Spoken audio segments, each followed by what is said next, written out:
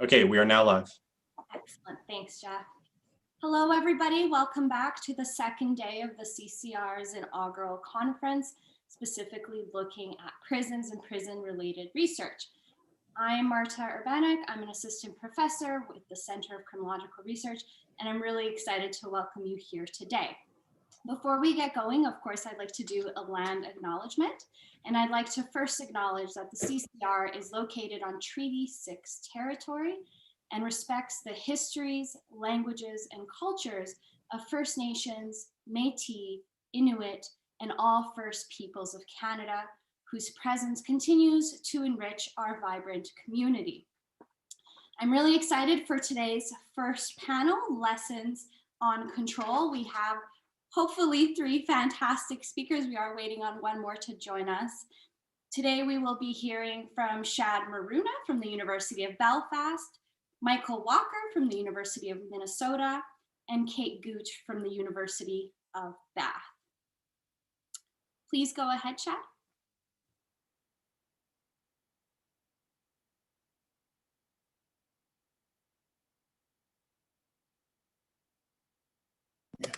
Sorry about that. I'm just going to share my slides. This shouldn't take a second. And then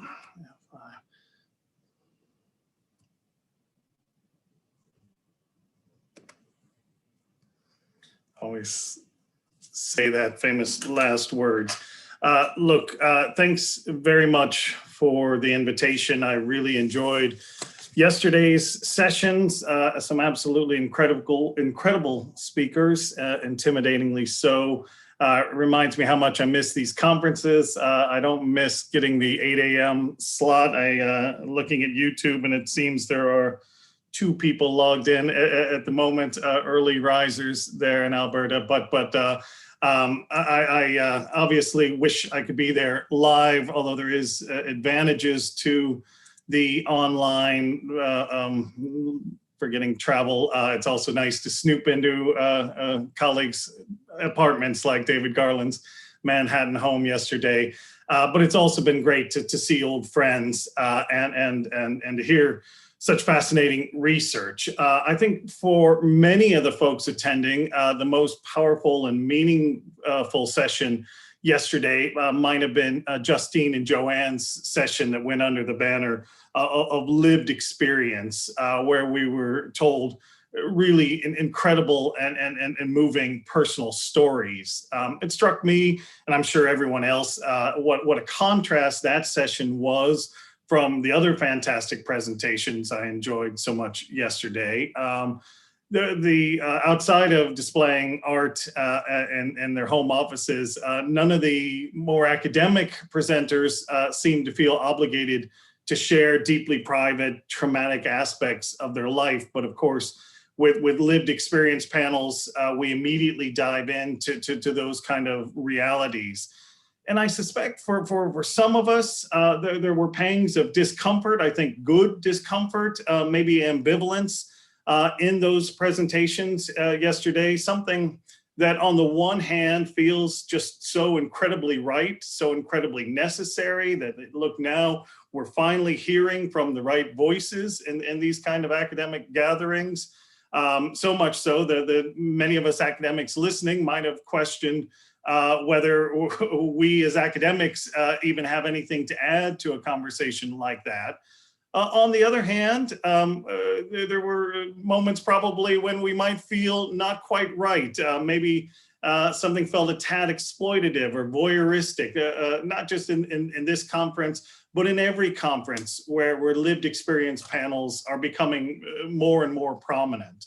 And I don't have any answers here for that ambivalence. I'm not even close. In fact, I've been largely paralyzed as a researcher for the last 5 or 6 years. I used to call it a midlife crisis, but it's become like a prison crisis where we no longer talk about, crises. It's just a permanent state of crisis at this point. But I've been paralyzed in my own writing by this struggle around this issue of lived experience. I think we're living in a fascinating moment right now as a field of criminology. We're well behind other fields in regards to lived experience, but we're getting there now. And to me, this movement, whether we call it credible messengers or experts by experience and so forth, is the most interesting thing happening in the field at the moment. But this is something for me that's been going on a lot longer. Since this is a lived experience talk, I thought I would give a little bit of my own backstory, since likely nobody there has ever heard of me. So in 2 minutes, this is my shameful past. Like a lot of academics, I was an activist before I went to university, became an academic. This was on the left is me in the 80s. You can tell that by the Miami Vice look that I had mastered. On the right is me in the 90s when I got into issues of criminal justice and criminal justice reform. You can see the one banner, maybe you can't or can't on your screen, that says "Stop Cop Terror Tactics." This was protesting police violence in Chicago in the 90s, when now retrospectively we know that there was essentially a terrorist organization in the police that was causing all sorts of violence in neighborhoods. Posters about freeing Mumia and other Black radicals and so forth. You can't see this, but the dude to my left is wearing a shirt that says "Fuck white supremacy." I'm the guy in the shirt that says I'm about as white as you can get. But this was the 1990s, probably about 93 or 94, about around the time that Joe Biden, Hillary Clinton, and others were working on the famous infamous 94 crime bill, long before Kim Kardashian or Kanye or any of the other celebrities got interested in these exact issues. Just the opposite. These kind of lefty criminal justice politics at a time of a crack epidemic were really the stuff of toxic politics. These were absolutely futile protests. There was probably 50 of us in the protests. There was probably 12 people cheering us on as we marched through whatever neighborhood this was in Chicago. So I decided that I needed to get some credentials if I was going to make a difference with this kind of work that I was trying to do. I thought that I should go to university and through that education get the respectability of academia, and I did. I was blessed to be a part of something over a period of the last 20 odd years that is sometimes called desistance from crime, and from about 1999 to today, we really made a difference in the world. At the very least, we helped to change the language and focus around ex-prisoner issues in academia, from the correctional language of what works that was dominant at the time to a much more empowering language of redemption. We helped to introduce what's called strengths-based thinking into a field obsessed with risk. We helped to spread the idea of a wounded healer instead of the expert workbook as being the solution to all of our problems. And we helped introduce the value of listening to stories, lived experience, it would now be called, in a field of criminology that was then, even more so than now, obsessed with quantification and trying to become like our colleagues in physics. And in the 20 years hence, this movement around desistance has moved out of the ivory towers. This is a film we made. It's available online if you want to look at it. To the point of what I call sometimes our 15 minutes of fame in the criminal justice. This is some of the changes we made in desistance. In 1995, no probation officer or prison governor had ever heard of the word desistance. By the year 2020, at least in the United Kingdom, it would be hard to find one who wasn't sick to death of hearing the word desistance. Prisons started calling themselves desistance-focused prisons. Probation has been scrambling, and before when there was a probation, then became rehabilitation centers, scrambling to be desistance-oriented in the work and so forth. Now much of this work has shut down. COVID, Brexit, the crises, never-ending crisis in our prisons And much of this was only rhetoric anyway. Much of this was putting a new label on an old cage. But I do take a lot of pride in some of the things we were able to accomplish. Most of all, I think we were instrumental in pushing for ex-prisoners to be allowed back into prisons, to work as with different agencies, as mentors through groups like User Voice in the UK, which I'm going to talk about in a little bit, and bringing in the wisdom of the wounded healer, of the person who's been there and can speak to the experience that road from crime and give that perspective. On the other hand, I have had a kind of change of my own narrative in the past 7 or 8 years, a road from Damascus experience. Keep in mind, in any narrative, these turning point moments are often retrospective fictions. But if I had a burning bush moment or a eureka point in my career, this was it. I was at a conference in Washington, D.C. It was an exciting event, as many Washington, D.C. events are. It was invite only, looking at desistance from crime. Everyone was there, all the big names in desistance research. I say everyone, but yet there was not a single former prisoner invited to this conference. And at the end of the conference, a very senior academic, I'm not going to name him. There's no shame in what he did or what he said. But a senior academic was called upon to set the agenda for the next 10 years of desistance research to those of us in the room, the people who were doing most of this desistance research. And this was part of what he said. He made a long list of here's where we need to be going as a field. Here are the big questions we need to ask.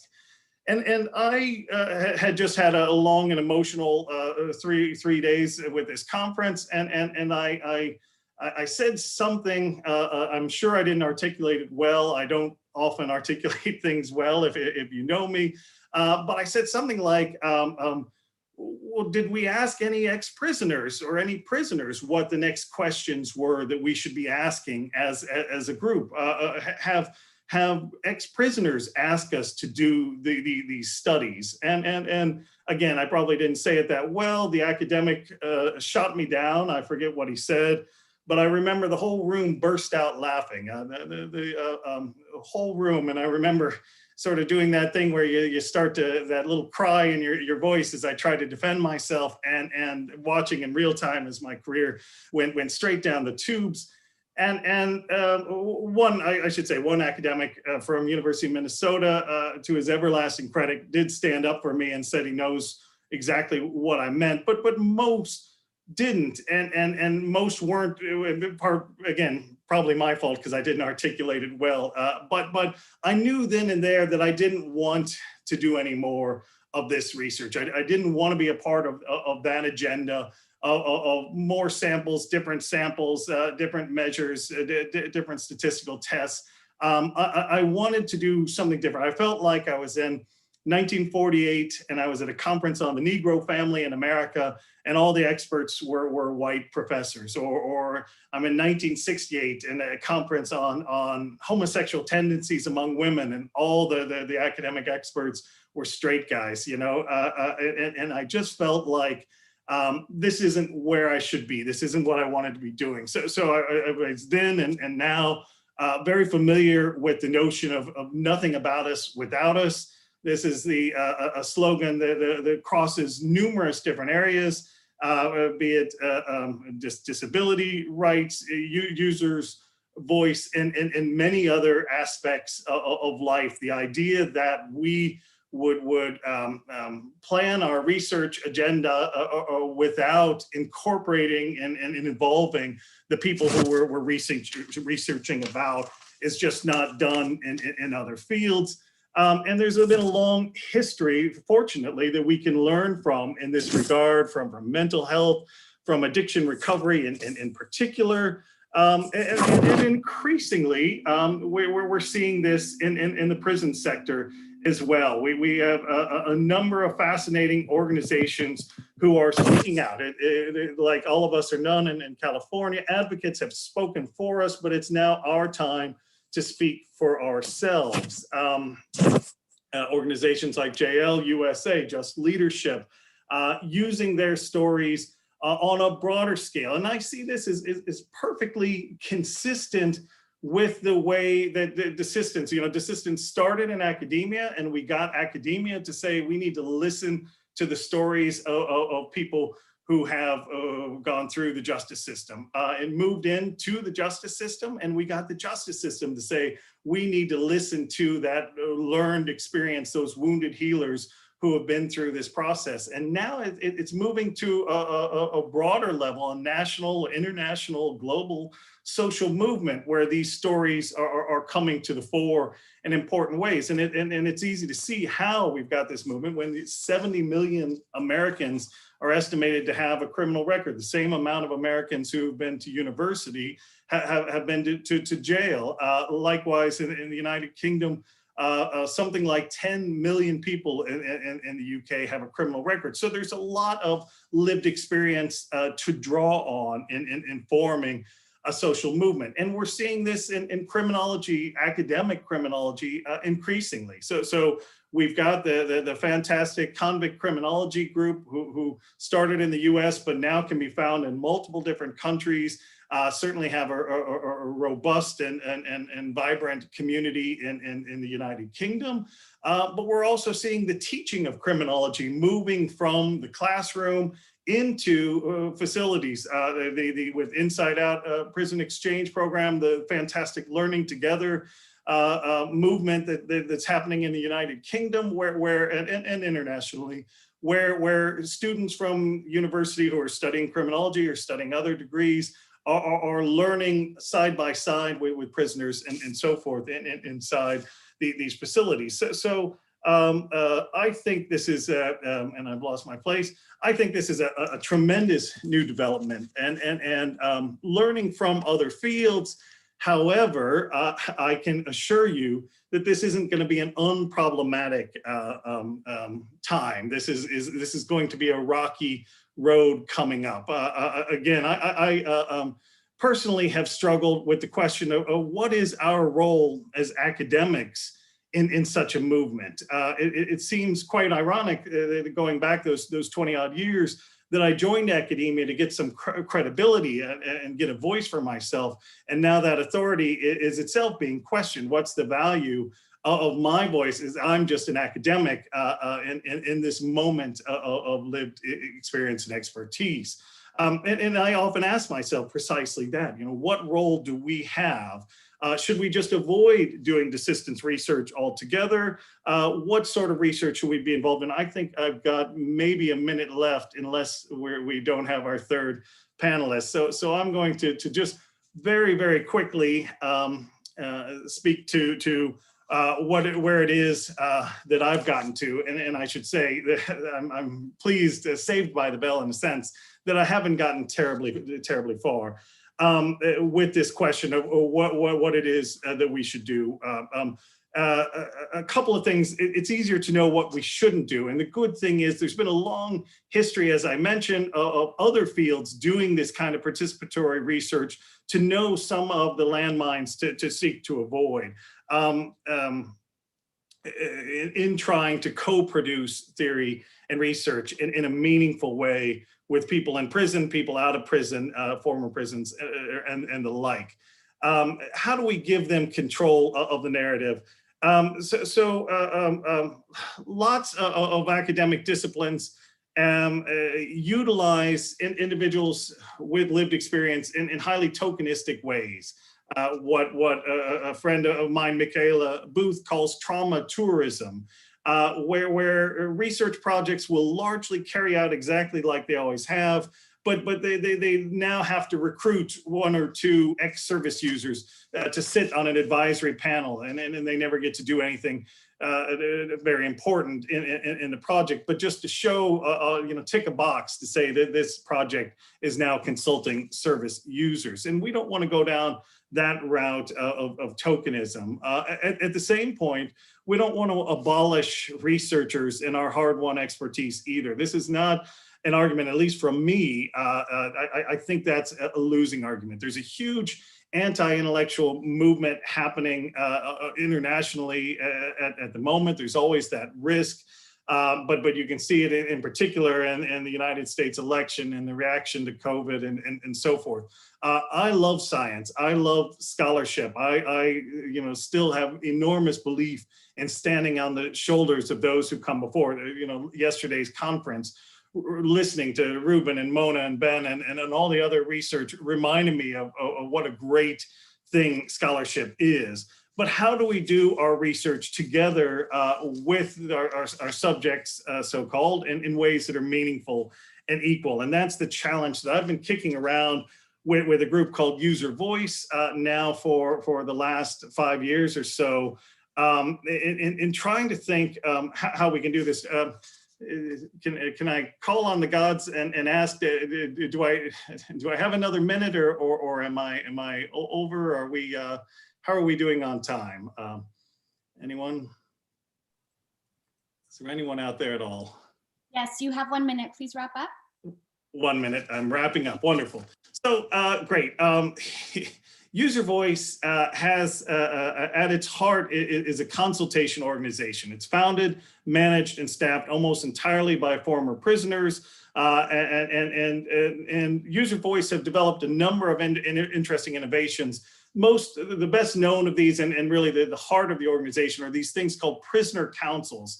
These are essentially like a student council. These are democratically elected groups of prisoners who represent the rest of the prison on issues of going on inside the prison, and they work. They're trained by User Voice to then work with the prisons to try to problem solve and make these things better. User Voice also often works as a consultant on research projects in the way we've talked about. But they've tried to reverse that now, and instead are trying to take the lead on their own research projects and use academics as their consultants, and that's my role with some of the work that we're doing at the moment. And essentially what they're trying to do is use these prisoner councils as a way of training up prisoners to collect their own data, to design their own studies, ask their own research questions, and involving prisoners in every stage of the research project, from the design, from the data collection, to the analysis and the dissemination of the research. And I've been lucky enough that they've involved me in this process. Is it going to be perfect? Is it going to be smooth? Absolutely not. There's going to be all sorts of difficulties along the way. We're already having all sorts of issues around power dynamics and power imbalances, and we're not even to the part of whose name gets to go on the research and in what order and so forth. But I think those tensions, as difficult as they are absolutely necessary, and I'm just very happy to be part of the research and part of this wider conversation in the field, and I'm sorry that I went long.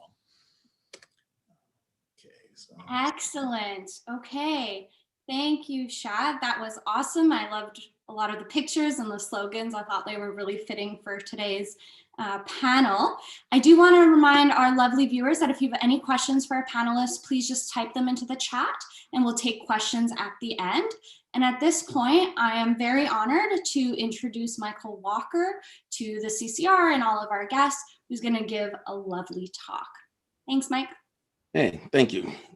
All right, so let me go ahead and share my screen.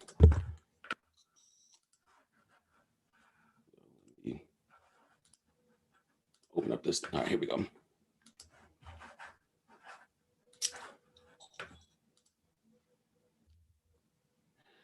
Okay, can everybody see this? I can't see the chat, so I have to assume that you can see me. But all right, so when I was a general population prisoner in the Golden County jail system, I faced a problem that basically every gen popper faced. And so let's suppose for a second that I wanted to get a new pair of slippers. I mean, slippers were oftentimes in various stages of disrepair. So the first thing that I had to do was write a kite. So just a message, and I could put it on a blue slip, something more formal, or I could put it on something, really any piece of paper that I had. And I had to give that kite to a person known as my rep. Then my rep, now rep is short for race representative. I should say that I never heard anybody use the phrase race representative, but there were three racial classifications that the jail managed. And it was usually in almost in every general population housing unit, there would be a Black rep, and then there would be a Southsider rep, and then there would be a Wood rep. And these classifications sort of loosely mapped onto being Black or being Latino or being white. So I gave my kite to the Black rep. The Black rep then had to give my kite to the Southsider rep and to the Wood rep. And if all three decided that there was nothing wrong with my kite, if there was nothing alarming about it, if deputies weren't going to feel the need to investigate it, then they permitted me to go ahead and send that message on to a deputy, who then may still tell me yes or no. Now, the deputy that I passed it to, his role was the runner. The runner did a lot of different things, but mainly what the runner did, for us at least, in general population housing units, was tell us whether we could or could not, he'd give us mail, he'd accept kites, most of the time, he sort of ignored the request that we had. The thing that was troubling for me about this was that I had to go through all of these different steps to get something very mundane done. If I had tried to circumvent the process, if I tried to go around my rep, then the deputy was more likely to send me back, to refer me to my rep first. If my rep caught me circumventing the process, and if the request that I had was thought to be problematic in any particular way, well, then I could be DP'd or violently disciplined by my rep and a couple of other Black residents or Black prisoners. So for me, what struck me about this was just how controlled my position was. And it seemed to me to be a very strange system of management to have in a jail. But let me take a step back for a second, sort of address the elephant in the room. So how did I end up in jail?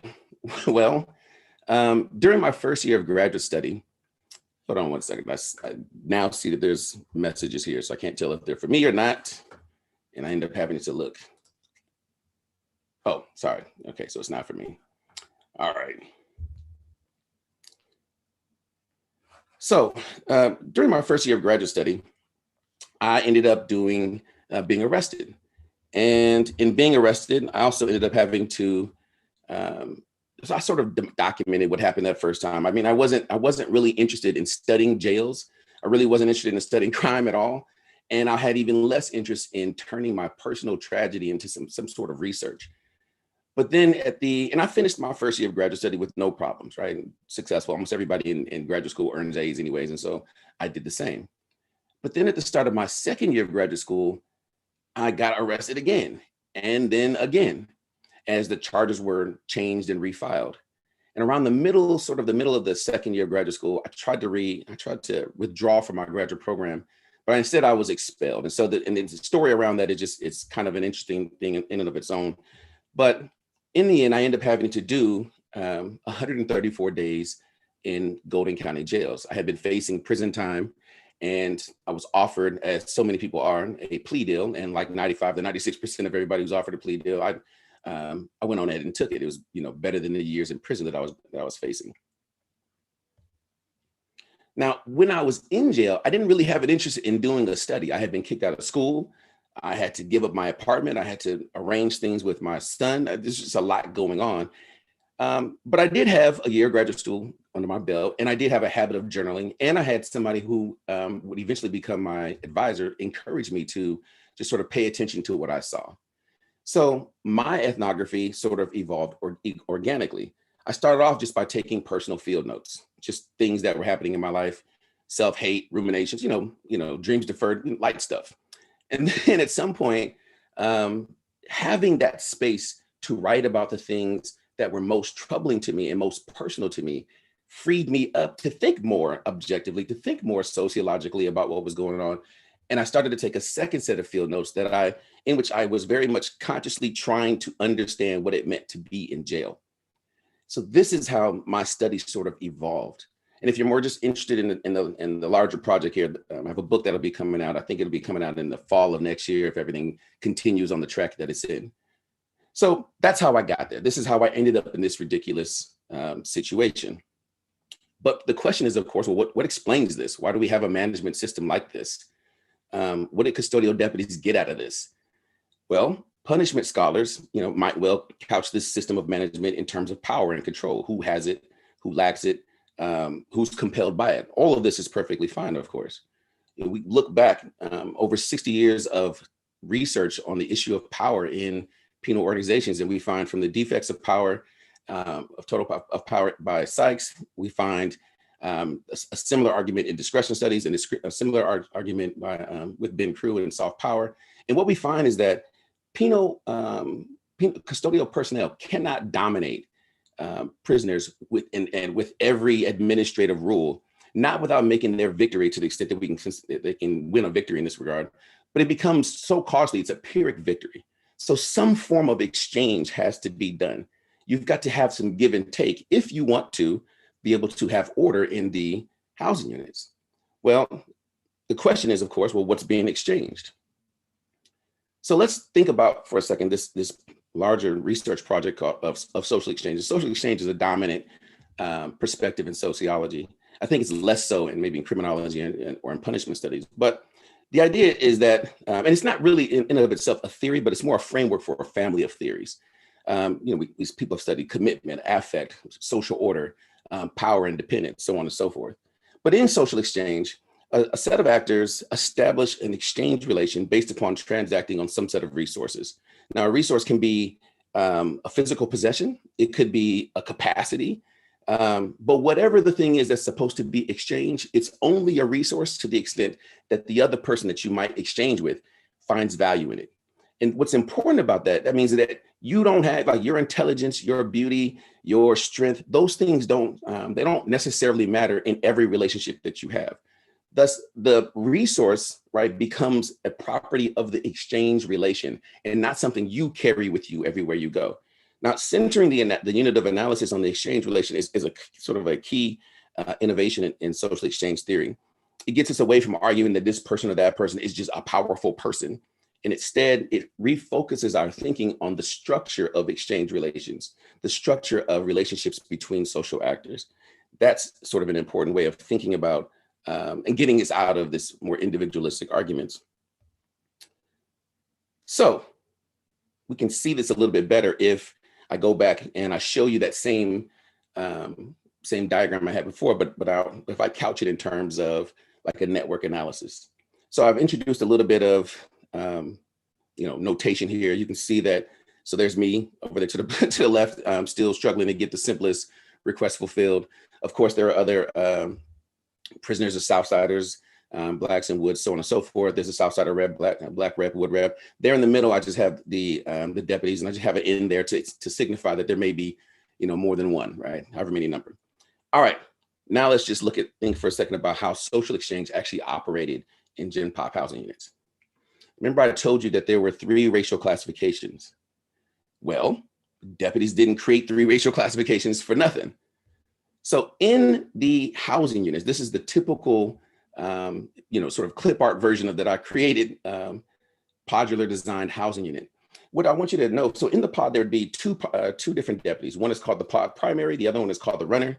The runner would frequently go inside the housing units through a sally port and, collect mail, deliver mail, answer or not answer questions, so on and so forth. That person, that's why they call this person a runner. They literally would be running through the housing units.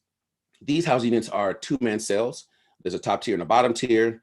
There'd be, hot water. There's a single source of hot water. There's phones, there's showers, tables, so on and so forth. But what's important here is that general population housing units were highly racialized places, so much so that there was every single resource, every single all the facilities within the housing units were organized according to race. So this system of race relations here is just called the politics. But it meant that your showers, your phone, the television, there'd be a calendar letting you know who had control over the television, the Blacks, the Woods, or the Southsiders. All of the showers, the the tables, even the walking lanes would be organized according to race. There was, however, just a reminder that I said that there's only one source of hot water, and this became important for how deputies went about managing Gen Pop housing units. A deputy once described the plight of what it meant to do custodial work like this. He said, you might think we're not doing anything in the pod, and I should say oftentimes they didn't seem to be doing anything in the pod. But at any given time, you're dealing with 170 to 180 different inmates. Everyone's on their button, plus the phone is ringing off the hook, so on and so forth. And it could just be stressful. You got 6 guys on their button and you don't know who's trying to con you. I should say that in every Gen Pop housing unit, in the 2-man cells, in the cell, there was an intercom button. You can hit your intercom button and it would ping the pod, right? And you can have a conversation, or you could try to have a conversation with the deputies. Usually they'd answer in some kind of gruff tone and want you to move on very quickly, but it would be a way to get them to respond to the things that you needed or the things that you wanted. Well, here's the way that they dealt with that. So oftentimes when the runner would be coming through, the runner would be passing cells too quickly really to be doing a security check, too quickly to answer questions, too quickly to pick up mail, too quickly to even to receive your kite. And when they would stop for us, they were as likely to tell you next shift as they were to actually respond to the request you had. Maybe you needed you needed new medication, or you needed to speak with your lawyer, or maybe they missed your court date, which happened quite often. Maybe you had a flooded toilet, which also happened quite often. But the response would be next shift, right? And then you might continue to hear that same response for several shifts. Sometimes when the runner would stop and talk to you, they would quickly refer you to your rep, right? A deputy would, there's a prisoner we called Cisco, and Cisco oftentimes would be trying to get the reps to the deputies to give him a new indigent kit, or he needed suppositories, he had hemorrhoids. And instead of responding to the request, the deputy would tell him, well, I'm not your rep, you need to talk to your rep, right? But being referred to your rep is not a way to get this done. The reps actually don't have control over the suppositories in medicine like that. Even when they're not answering those questions, or even if they're going to answer your question, you're oftentimes required to put a lot of beg in your voice, as my mom used to say to me. You need to put beg in your voice if you want this. And so, let's say you wanted, for example, toilet paper, which is oftentimes in short supply. You couldn't just ask a deputy for toilet paper. You needed to beg and mortify yourself for toilet paper. Sometimes when a new shift of deputies would get started, the first thing they would say is, all right, don't hit your intercom buttons unless you are dying, all right, or unless we tell you to. And what you get there is a very clear message. We don't want to have any kind of interactions with you. We're not here to serve you. We're not here to do anything for you. And one final sort of sneaky way that deputies would go about reducing their overall workload and not addressing us or dealing with us would be to play music. And what would happen is you'd be in your cell and you'd hear music playing someplace, right? And if you hit your intercom button, instead of the deputy asking you, what do you need or what's going on? Are you being beaten? Are you beating somebody else up? Is your toilet flooded? They would just pump music into your cell through the intercom.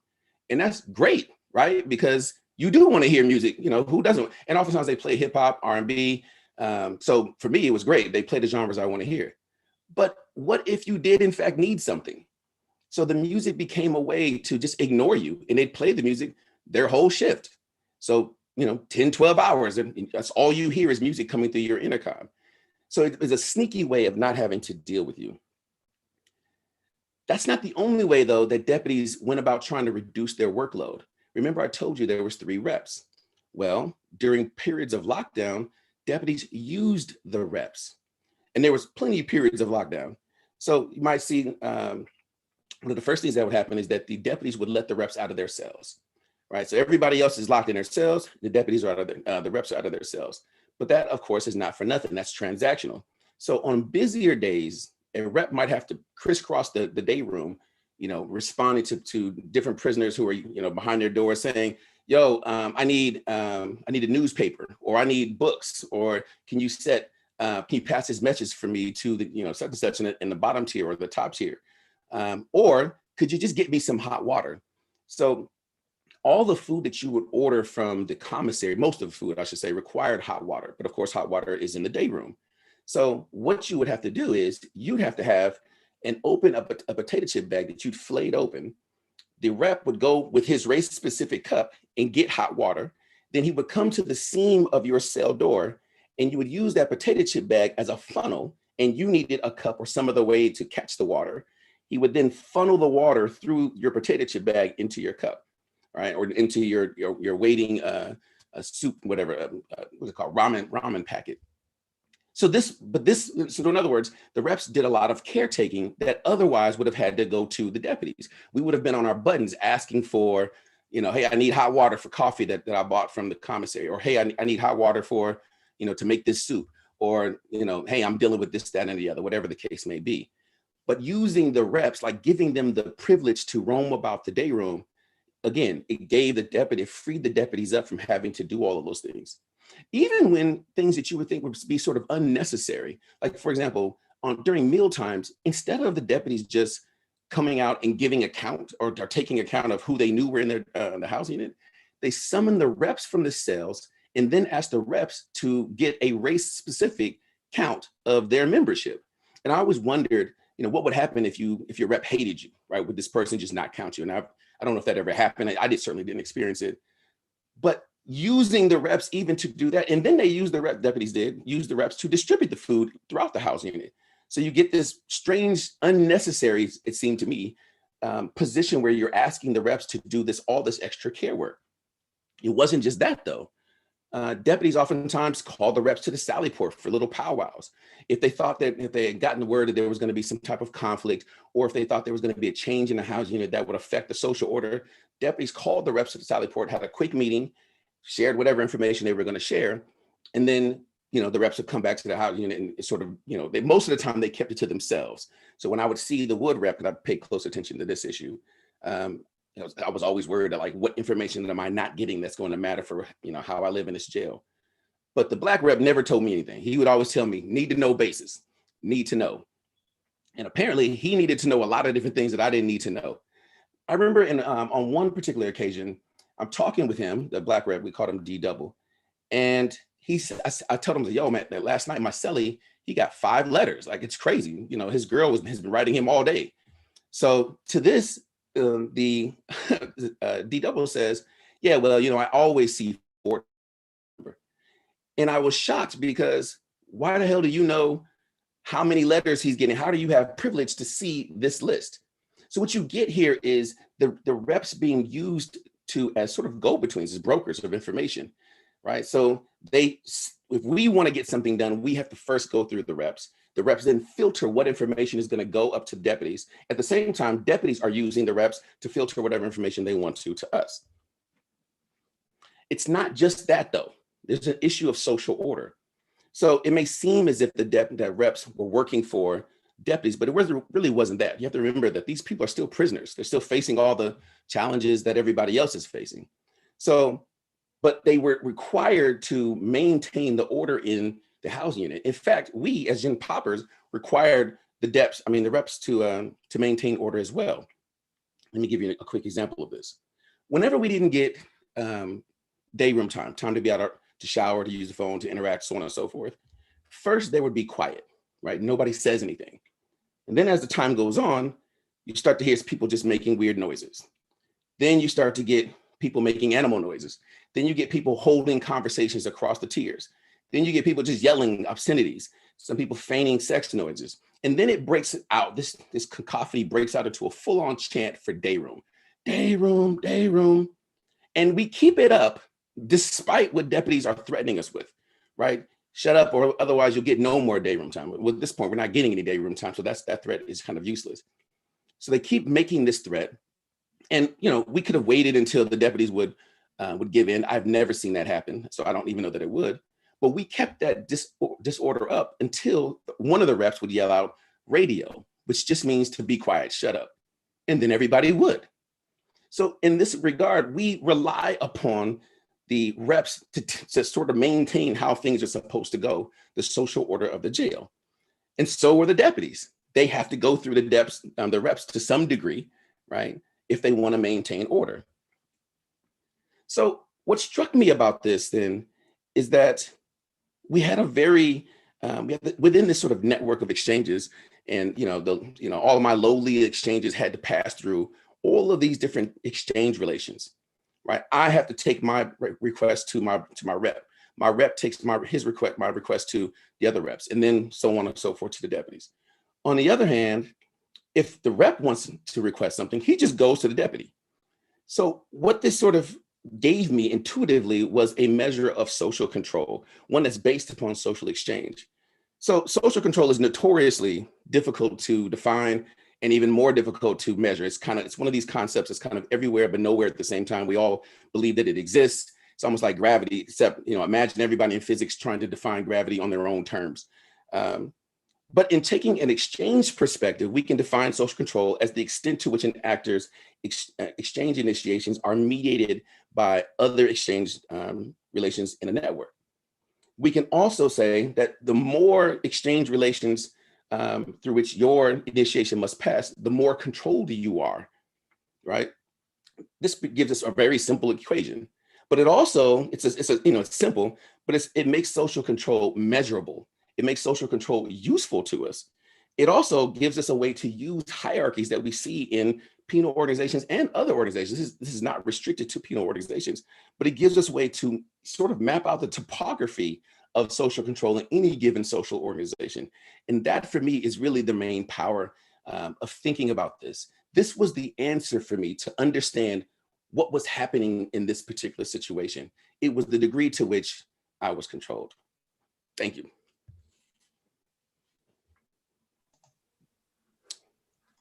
Excellent. Thank you so much for that fascinating talk, Michael. I really enjoyed how you were able to wed these micro interactions with this broader concept of social control. Okay, so next we have Kate Gooch. And before we get going, I just want to remind all of our viewers that if you have any questions, please be sure to post them on YouTube and we'll get to them at the end.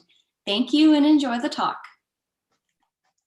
Well, thank you so much, Marta, and also to Sandra and to Kevin for inviting me to be part of this outstanding conference. I'm absolutely delighted. And today what I'd like to do is to talk about organised crime in English and Welsh prisons.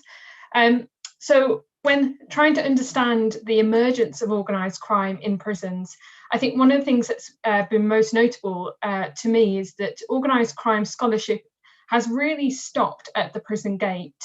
So when we look at, for example, Dick Hobbs's work in Lush Life, who's what is one of the seminal texts on British organised crime, it really concludes at the point at which our research starts. And he says in his introductory chapter that UK prisons became full of those young men serving long sentences, because they got a taste of the good life. And really, Dick Hobbs is not alone in kind of concentrating on organised crime in the community. And what's noticeable is the relative dearth of research in this area. In the book on prison gangs, Peruse and Decker described a prison as the final frontier in gang research. And arguably, we could say the same about research on organised crime. And the reason why I say that is because consistently over the last 6 to 7 years, as we've been doing predominantly ethnographic research, but also qualitative and quantitative research, we've consistently observed and heard how organised crime was not only continuing within the prison, but also expanding as individuals and organised crime groups saw the prison as a lucrative marketplace and exploited that reality. So one of the interviewees, for example, said, what happens out there happens in here. So the aims of my presentation today really are to, first of all, challenge the orthodox view that harmful group behaviour in English and Welsh prisons is predominantly the preserve of gangs. It's secondly to explain why organised crime became increasingly well established within English and Welsh prisons in the last decade. And the last decade is a relatively important time frame. And also to discuss the nature, dynamics and organisation of organised crime in English and Welsh prisons. So just a very brief methodological note, which I can say a little bit more on later. I'm really drawing on 4 really key studies for this paper. So the first is on prison violence, the second is on crime in prisons, and that really allowed us to not only add to the research we'd done within several prison sites, but we also were able to gain the perspectives of the police, the regional organised crime units, the judiciary, the prosecutors, and the probation service. In addition to that, we've also done some research in England, Australia, and Aotearoa, New Zealand, looking at the differences and similarities between prison violence between these different jurisdictions, but also it's allowed us to test our findings around differences in gang activity and in organised crime activity. And finally, I'm currently doing a study of prison homicide within England and Wales, and that's really an empirical and primarily qualitative research study. But I think all of those studies, what unites them is really the methodology, which really blends kind of ethnographic research, semi-structured interviews with prisoners, focus group surveys, interviews with staff and senior managers. We've had the benefit of prison intelligence reports and data, and also being able to attend meetings, working groups, task forces to really triangulate our observations and our findings. And I think the most important part of that was probably the long-term ethnographic research, which was over the period 2014-2020. And I really have to say that this is very much a collaborative effort. I'm really grateful to the colleagues mentioned on the slide, but also to our research assistants who have provided an incredible amount of support with interviewing and coding data and analysing data. And I think one of the things that really unites those studies is the desire to take very seriously the question of why do people harm each other within prison. And Anthony Ellis, talking about male violence in the community, comments on the lack of research in the community on just that subject and why men commit violence, particularly against men. And really, we see the same gap in prison scholarship. And I think as a nod to Jeff Farrell's call to make explicit our research morality, I think one of the things that's important to note is in doing this research, I very much approach it from a kind of moral dualist approach and recognising the need for compassion and but blending that with the recognition of some healthy realism and that sometimes people do harm each other. And whilst there may be some people who are ready for change and hungry for change, there may be others who perhaps remain committed to a criminal lifestyle or criminal norms, and we need to take seriously all of those perspectives.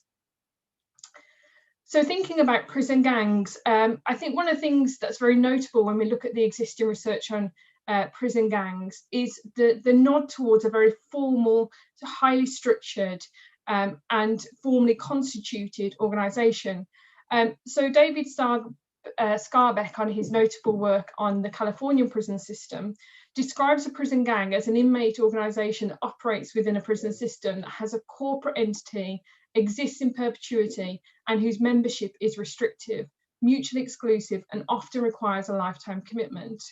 And then he says other common characteristics include well-defined goals and philosophies, a structured internal organisation with clearly defined responsibility, and widespread involvement in criminal activity behind bars and in the community, and on the streets. And it's notable that some of that work is also replicated in Peruse's and Decker's recent study of the Texan prison system. And we see very similar traits in New Zealand and to a lesser extent in Australia with the outlaw motorcycle gangs. However, it's questionable whether English and Welsh prisons have ever seen this type of prison gang activity, the sort that's formal, that's structured, that has a constitution. And some of the research studies that have given a nod to prison gangs have perhaps suffered some methodological weaknesses, specifically having a definition of gangs that's quite broad. But I think we really want to echo the work of Alison Liebling and her team at HMP Whitemore, and also Coretta Phillips in her study of young offender institutions, in that we only really see and have found prison gangs in two notable contexts. So the first is really in what we would describe as our category A prisons or our maximum security prisons, where there is a nod to Muslim gangs, although it's not quite clear whether gang is the right terminology to use here, and whether or not this is a way of kind of describing group activity that is powerful but also intimidating. But as we see from our interviewees, it was really a sense that actually those were the predominant gangs in the prison estate, and that some areas seem to suffer a little bit more from gang activity. But actually, as the first interviewee says here, he says actually it's more organised crime. And on the news, they show a lot of these black kids in London stabbing each other. But what about the executions on motorways and that? Like organised gangs, you never see on the news. And I think one of the things that we were often asked when we started our studies on prison violence was the extent to which violent conflict was linked to gang activity. And we found a very little incidents where gangs, as they could be defined, were actually contributing to prison violence. So even amongst young people who might identify with some very fluid street groups, in prison they would simply say it's not even really gangs, I just grew up in a certain area and I don't get along with a lot of people. So there's a tendency to perhaps kind of inflate what were kind of loose connections and peer groups with perhaps gangs. But one of the things that's very notable and different to what we see around organised crime is that these kind of gangs within young offender institutions were not making the same claims to state governance, nor were they trying to corrupt or usurp state authority. And I think some of the reason that we don't see as much prison gang activity in our prisons is because really youth street crime has really changed in the last decade. So some of the people who might have acted as the elders of the gangs were imprisoned, and youth street groups kind of merged into a range of more identifiable gangs, but also fluid, diffuse, postcode orientated, but very informal groups who were not really engaged in a very significant way with criminal activity. But we've also seen a shift towards more business orientated behaviour, something that's described here as county lines. But what is noticeable is researchers in the community are consistently evidencing the shift from the defence of regional identities to the defence of business enterprise. So we really concur with Halsworth and Young when they say gang talk, particularly in England and Wales, runs the risk of misrepresenting what it claims to represent, i.e. the reality of violent street worlds. So one of the things that's very noticeable is how the prison estate has changed and created the conditions for organised crime to really emerge and embed itself in a way that's actually perhaps harder to now gain back control of. So we see some key transformations. One of them is in the drugs and illicit economy and the move away from heroin to new psychoactive substances. The second is around the shifts in digital capabilities, so the ability to use online banking, mobile phones, social media, cryptocurrencies, and to use drones to facilitate trafficking. We've seen the expansion of the prison estate and also prison buildings, privatisation of specific functions within prisons, but also austerity. So we've had both the new prisons and then, as you see in the second picture, just the rapid decline and inhumanity of prison conditions elsewhere. So the decency agenda, as it was described, and the effort to create humane conditions was horribly aborted. And then we had a loss of staff, particularly experienced staff, a kind of move towards a hyper-managerialism.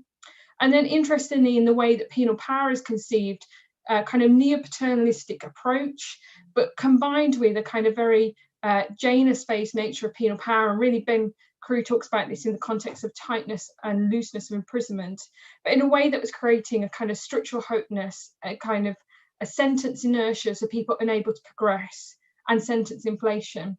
So perhaps it's no surprise that perhaps the last trend, and the one I'm focusing on a little bit more, is an evolution of criminality, increased disorder and protest behaviour within prisons, and increased self-harm, suicide, violence, homicide, and non-natural deaths. And taken together, these things have really restructured social relations within a prison, prisoner roles, prisoner hierarchies, and the inmate code. And actually what's very noticeable for the interviews I've been doing with senior managers and managers is that these structural impediments were also affecting senior managers who were faced with very significant moral and ethical dilemmas, wanting to do the right thing but unable to, and feeling compelled to accept the unacceptable. So in this context, it's perhaps no surprise that organised crime emerged.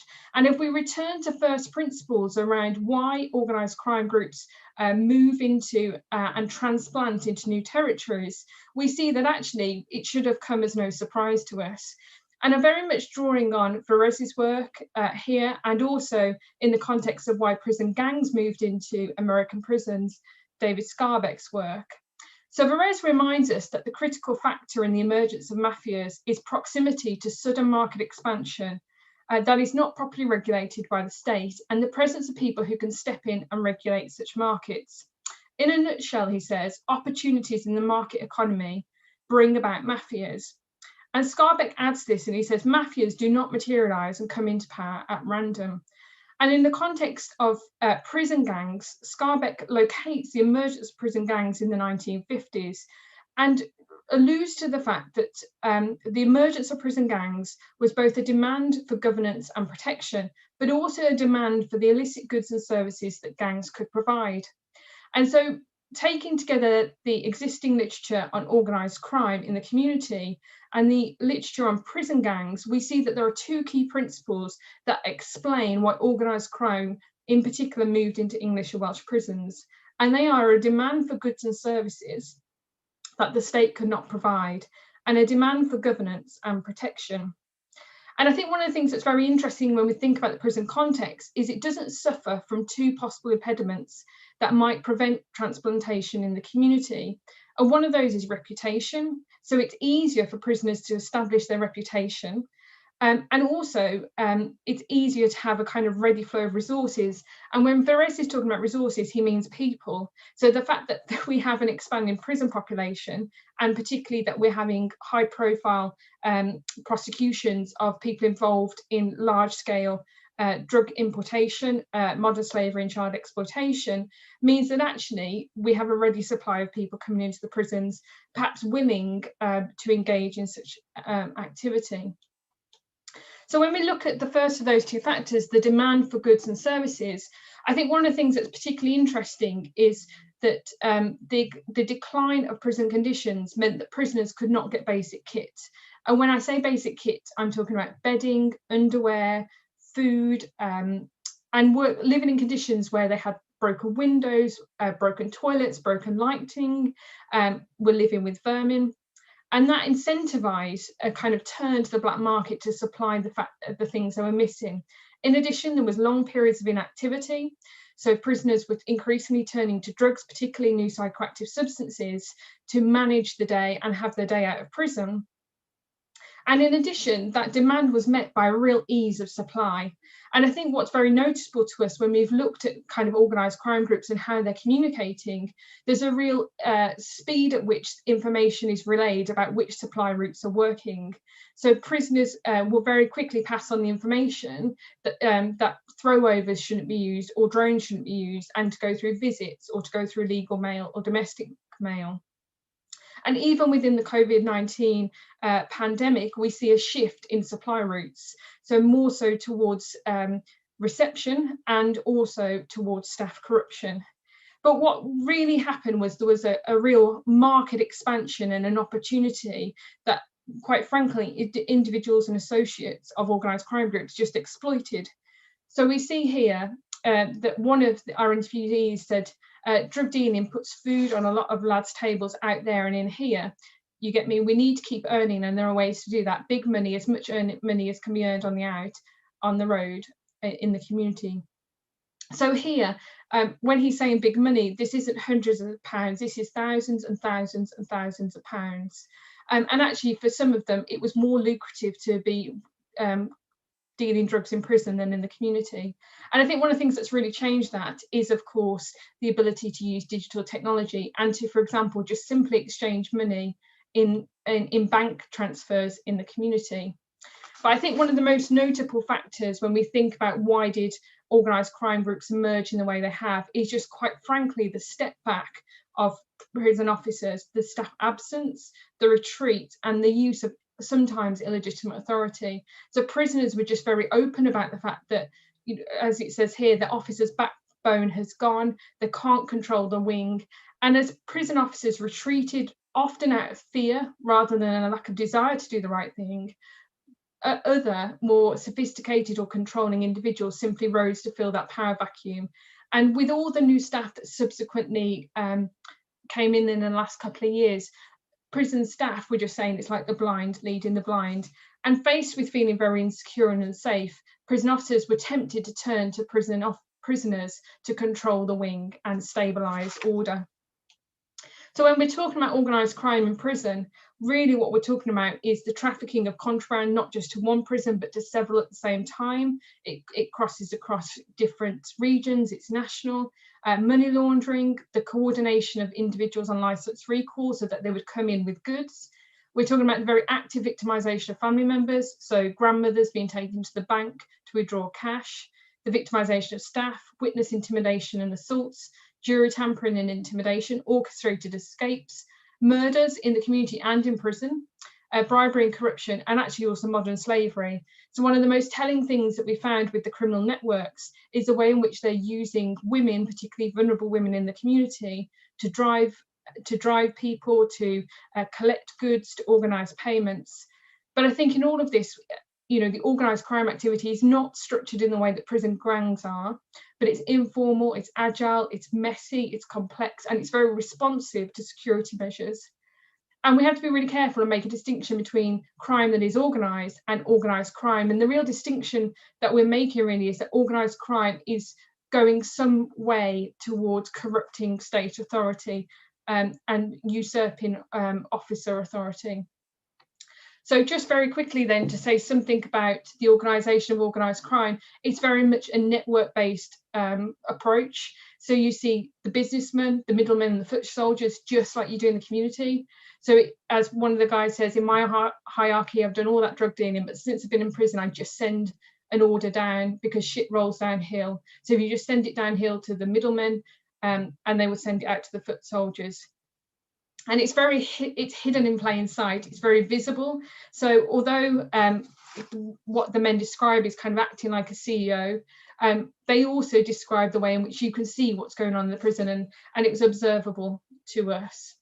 And the networks really expand across the prison estate. So it's not just the case that people are bringing in their networks, but they're also forming networks within prison. So just as I conclude, because I think I'm coming to the end of my time, I think one of the things that's really interesting that probably differs from what Scarbeck has found with prison gangs is that there are limits to the extent to which prisoners who are connected to organised crime groups or exploiting these lucrative marketplaces can provide the kind of governance that offsets morally indefensible treatment. So one of the prisons was 2 very notable riots because of the collapse of the provision of very basic services that the prisoners could no longer provide. And I think it's questionable here what the long-term legacy of this is for the prison estate in England and Wales, because it's harder to pull back some control than if you've never lost it at all. And I think one of the things that I just want to end by saying is really that what this really illustrates is something that Crewe and Liebling allude to in their chapter in the Oxford Handbook of Criminology, about the need actually for good state power, that often we can see state power as arbitrary, excessive and inherently damaging. And what I'm alluding to is the way in which actually when you don't have enough or the appropriate use of power, it could be equally as damaging. Thank you very much. Excellent. Thank you for that really interesting talk, Kate. So we're going to move into question period, but before we do, there's just a few things I want to mention before we start losing some people. First and foremost, thank you to all of our incredible panelists for some really invigorating talks, specifically bright and early first thing here in Edmonton. I'd also like to thank all of our YouTube viewers for your questions. I will be sharing them shortly as well. Thanks to Jeff Broussard, who is our fantastic CCR facilitator, coordinator, and also tech whiz. I know he helped us quite a bit this morning. And we also have 2 of our phenomenal grad students kind of assisting out in this talk. So I want to extend my thanks to Ashley and Celine. Okay, so let's move into some of the questions here. So the first question is for Shad, and this question is from Alice. So Alice wants to know, do you think that academics who don't have direct experience of the criminal justice system should talk more about whatever their lived experiences are? We all come from somewhere. Yeah, we do, and that's a great question. You know, on the one hand, I mean, I don't usually talk about myself in presentations, just like the rest of us in academia, and I don't want to kind of open the floodgates for a sort of academic narcissism either. I was once on a lift on an elevator, and the students were talking about an exam. How'd you do on that final exam? And the student said, well, I would have gotten an A if they had asked any questions about where the professor goes on his holidays, because that's all what he talks about in the lectures. And I don't want to be that guy. I try not to talk about myself too much, but at the same point, there's a real another risk, a power dynamic of us hiding behind the scholarship, hiding behind, you know, the objective social scientist. You know, we don't have any lived experience. We only call them like we see them. And then, you know, feminists and critical theorists have long said, you know, we have to, we all come from a standpoint. We have to bring that to the fore. I love reading about academics' lives, and did a book called 50 Key Thinkers in Criminology, where we tried to humanize these academics who we only know as, you know, Goffman 1959, and try to put the human being behind the name and the research that they did, because I think that's really important. And I also love David Garland, your speaker yesterday, his wonderful differentiation between the criminology of the self and the criminology of the other. And so even if we're not talking about ourselves literally in our lectures or in our writings, I think we should do criminology that comes from within, that draws on our pain and our own lives in important ways, and putting ourselves in the subject matter, because I think that's better criminology. I think the criminology of the other that we read so frequently, you know, them is dehumanizing and unhelpful. Excellent, thank you for that. So the next question is for Michael, and this question is from Nicole. Thinking about the presentation yesterday on officers' perceptions of vulnerability, I wonder how the CO's vulnerabilities played into this exchange, or whether perhaps they exacerbated it. It's hard for me to answer whether they felt vulnerable. My sense is that they didn't. And part of that is, I mean, you know, again, I'm now having to try to speak for how I think the deputies felt. But I had a lot of interactions with deputies, and I would figure out ways to have conversations with them. And they seemed super relaxed. I mean, really, really relaxed. They would have movie nights in the pod. You know, sometimes when they announced that they didn't want to, you know, don't get on your buttons, it'd be because they were having another movie night. They didn't just play music around us. I mean, they played music, they danced throughout the day room. One time, a deputy walked through the, during the runner, doing his job, he just dribbled a basketball throughout the night. I mean, they didn't seem to be concerned about, you know, anything ever happening in the housing unit. And I can't tell whether they just didn't know what was actually going on in the housing unit, all the different forms of violence that were actually happening, or if they just had sanctioned it and they understood that the reps were going to do their jobs, right, perform their role. But you know, maybe it would be different if I had been in an administrative segregation unit, right, where you have people who are in there because they've been fighting or whatever else, or they've not following the rules, whatever deputies have decided.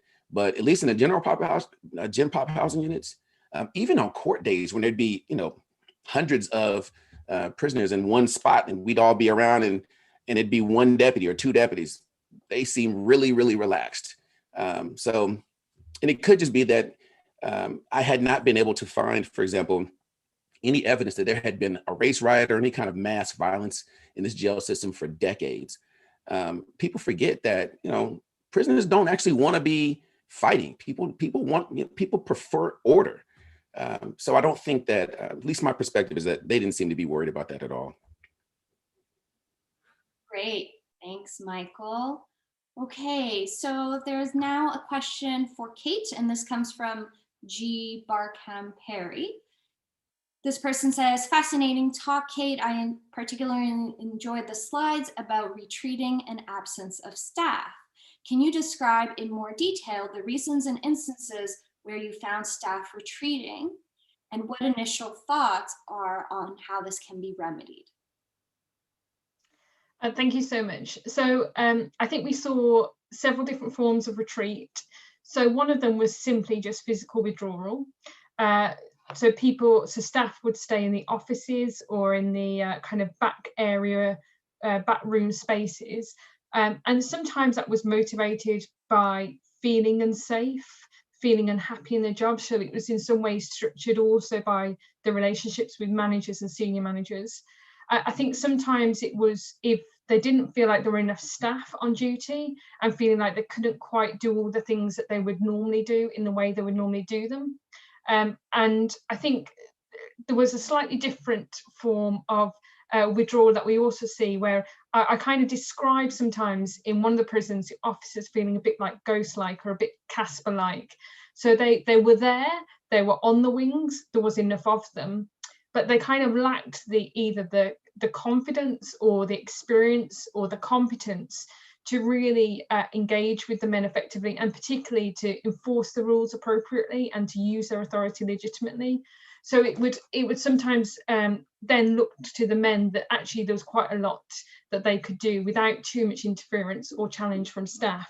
And in one prisoner in particular, it very much felt like the prison staff only really had as much power as the prisoners allowed them to have.